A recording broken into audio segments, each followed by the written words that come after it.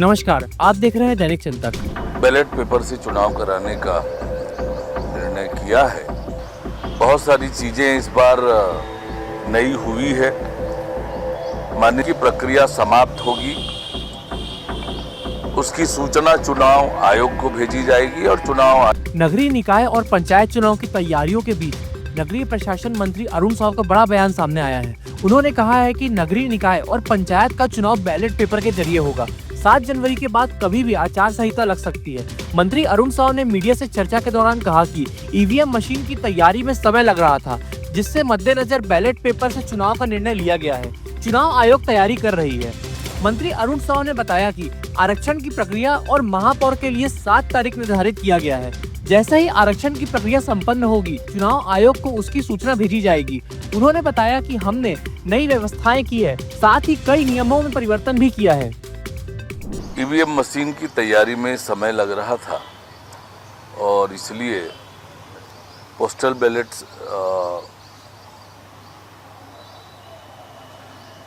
Ballot paper से चुनाव कराने का निर्णय किया है। तो बैलेट पेपर से चुनाव होगा, इसकी तैयारी चुनाव आयोग कर रही है। चुनावों को लेकर, पंचायत और नगरीय निकाय चुनावों को लेकर हमारी सरकार ने लगातार बहुत पहले से तैयारियां प्रारंभ की थी।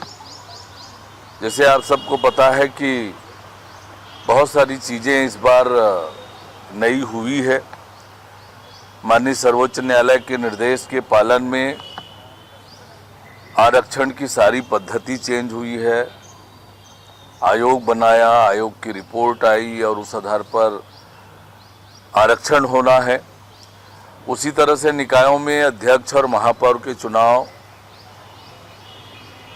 प्रत्यक्ष प्रणाली से करने का निर्णय हुआ है। और इस बीच नई निकायें बनी हैं, नए नगर पंचायत, नगर पंचायतों को नगर पालिका में अपग्रेड किया है। इन सब के तैयारियों में थोड़ा समय की आवश्यकता थी और इसलिए आरक्षण की प्रक्रिया अब नगरीय निकायों के अध्यक्ष और महापौर के लिए 7 तारीख निर्धारित की है। पर सरकार जल्द से जल्द चुनाव कराने के लिए प्रतिबद्ध है। जैसे ही आरक्षण की प्रक्रिया समाप्त होगी, उसकी सूचना चुनाव आयोग को भेजी जाएगी और चुनाव आयोग जो है उसके तुरंत बाद चुनाव के कार्यक्रम घोषित करेगी।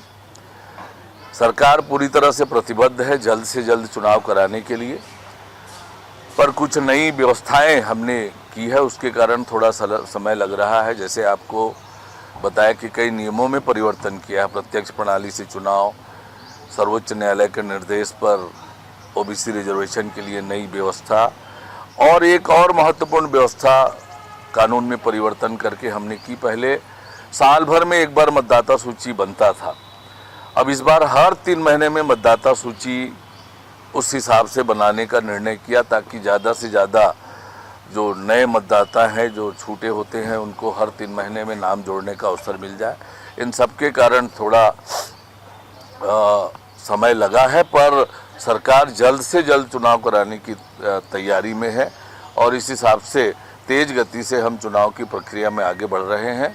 हमारी सरकार की नीयत पूरी तरह से स्पष्ट है, जल्द से जल्द नगरीय निकाय और पंचायत की चुनाव कराना। धन्यवाद। आप देख रहे हैं दैनिक चिंतक। आगे की अपडेट के लिए बने रहे हमारे साथ। हमारे चैनल को लाइक, सब्सक्राइब और शेयर करना ना भूलें।